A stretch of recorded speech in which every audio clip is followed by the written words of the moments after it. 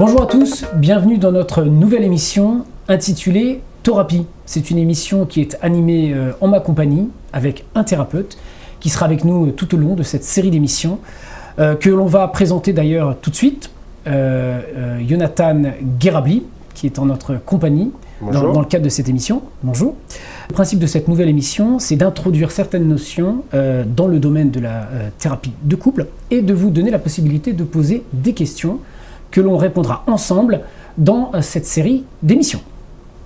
Alors, Jonathan Guérabli, vous êtes un spécialiste dans la thérapie de couple depuis plus de 10 ans maintenant, si je ne me trompe pas.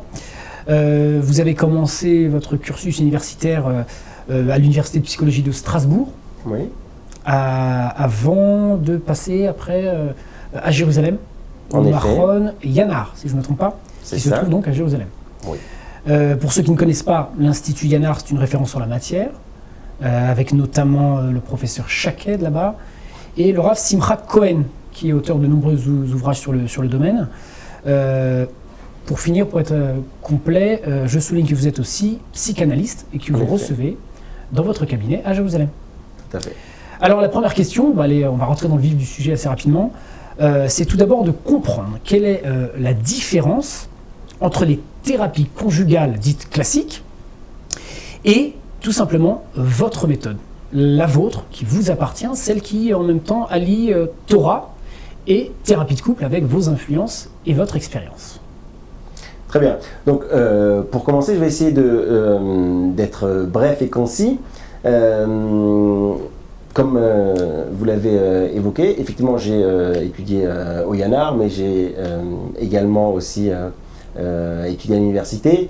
Donc j'ai des influences d'une part ce qu'on appelle psychanalytique, psychologique, des différentes influences et différentes écoles de psychologie, mais également de par mon statut de juif religieux, de par mon éducation, de par mes études toraniques, puisque j'ai également été formé en yeshiva, forcément tout ceci forme un mix qui aujourd'hui m'a permis d'élaborer une méthode qui n'est pas ma méthode personnelle, mais qui est, on va dire, fortement influencée par mes différents maîtres de conférences à Yanar, et qui effectivement allie Torah et psychologie. On peut estimer d'ailleurs concrètement que chaque thérapeute a finalement sa méthode qui lui appartient propre. Alors, ce que vous dites est très juste. Pour ne citer que lui, le professeur Shaked, qui est un grand spécialiste du coup, je me souviens lors d'une de ces différentes conférences, nous a dit que il n'y a pas de mauvais thérapeute, il y a un mauvais rapport patient-thérapeute. En d'autres termes, un bon thérapeute est une personne qui est capable d'établir un rapport, un lien sain et de qualité entre lui et son patient.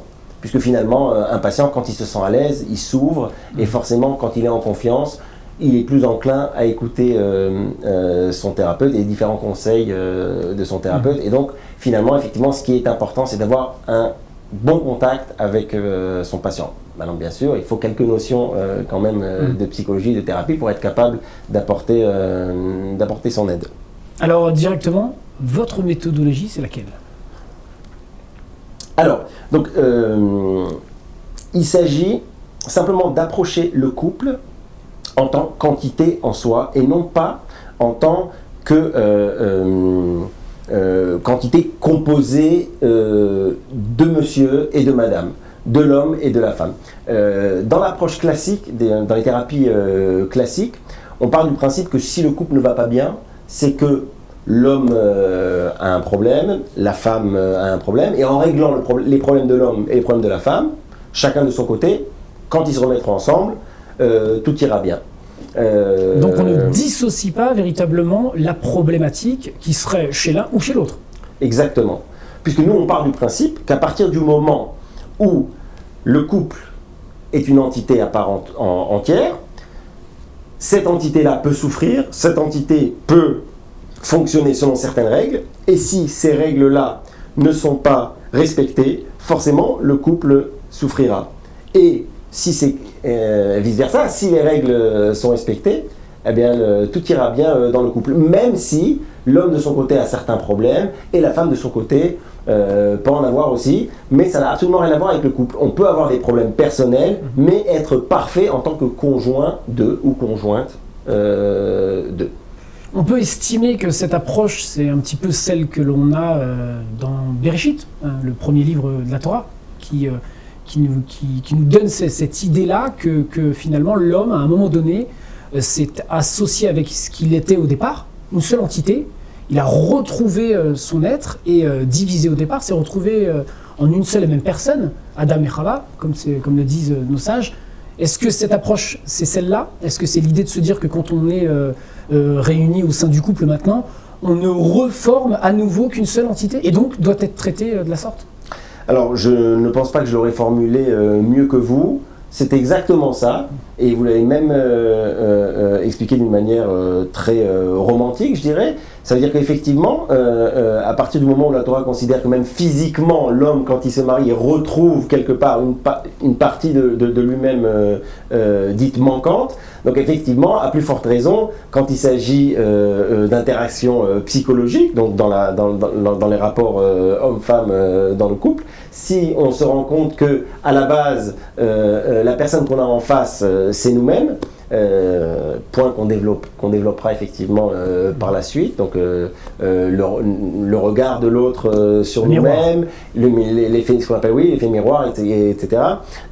Donc c'est exactement, vous l'avez dit très joliment, c'est ça, tout à fait. On peut dire que dans Bereshit, on voit les prémices de cette idée. Quelles sont les autres approches que l'on a dans cette méthodologie? Alors, en gros, il s'agit également de s'éloigner au maximum de tout ce qui est analyse, à savoir essayer de rentrer dans l'enfance de l'un ou de l'autre, ce qui aurait pu l'emmener à tel et tel problème et donc à telle et telle réaction. Non, on part du principe que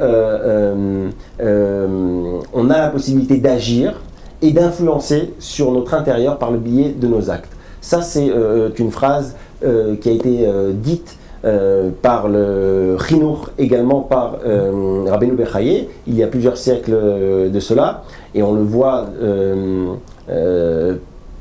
en étudiant leurs textes, qu'effectivement c'était des personnes qui étaient non seulement d'éminents rabbins, mais également des connaisseurs en âme humaine, pour ainsi dire, de vrais psychologues. Puisqu'ils ont dit « Halevavot nimshachim acharei apeulot », d'autres vont la citer différemment en disant « acharei amaasim nimshachim halevavot ». Cela revient au même, mais cela revient à dire que finalement, l'homme a une possibilité d'influencer sur son intérieur ou sur son entourage par le biais de ses actes. Prenons un exemple concret. Si on va faire des actes d'amour, on va avoir des actes d'amour vis-à-vis d'une personne, on va finir par l'aimer.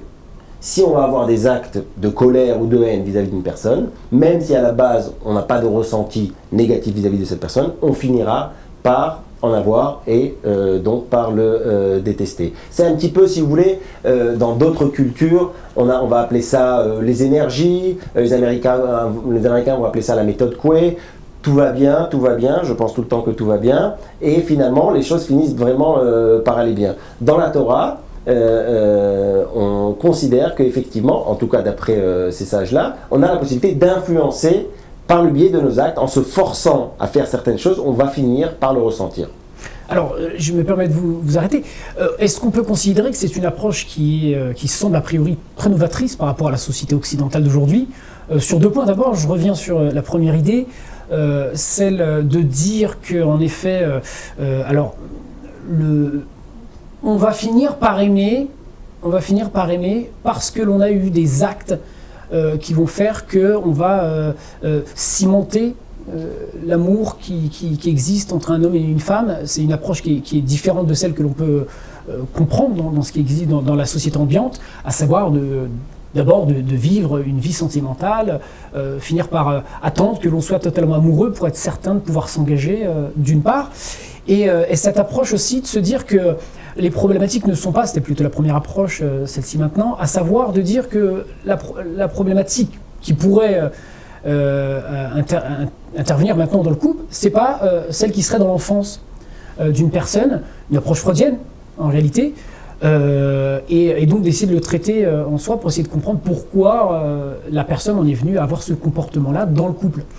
C'est une approche qui est donc a priori nouvelle, j'imagine, ou en tout cas vous allez nous éclairer là-dessus. Alors en effet, c'est vrai qu'on n'a pas l'habitude d'approcher la vie en général de la sorte, mais plutôt comme des spectateurs et de subir les choses et en fonction des événements, de réagir plutôt que d'agir et d'avoir nous-mêmes une influence sur les choses. Néanmoins, il y a une phrase d'un penseur français connu dont le nom m'échappe présentement, qui a dit « Il n'y a pas d'amour, il n'y a que des preuves d'amour ».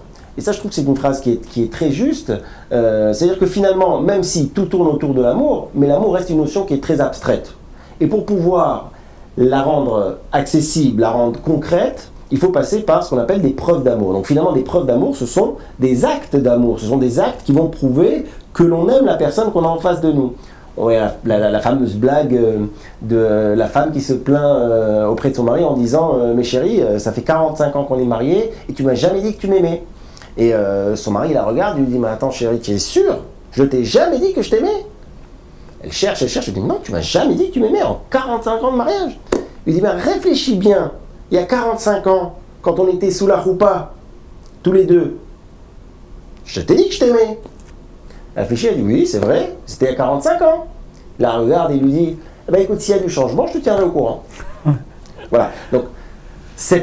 Donc là, on est dans un amour totalement platonique, ce qui ne s'exprime dans aucun acte de la vie.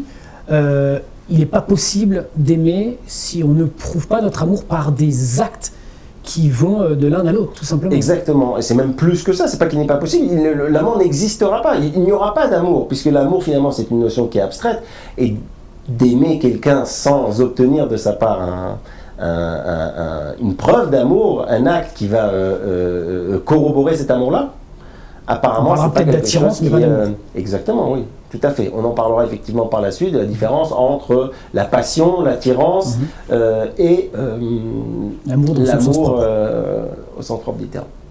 Est-ce qu'on a aujourd'hui des méthodes modernes qui peuvent répondre à ces problématiques?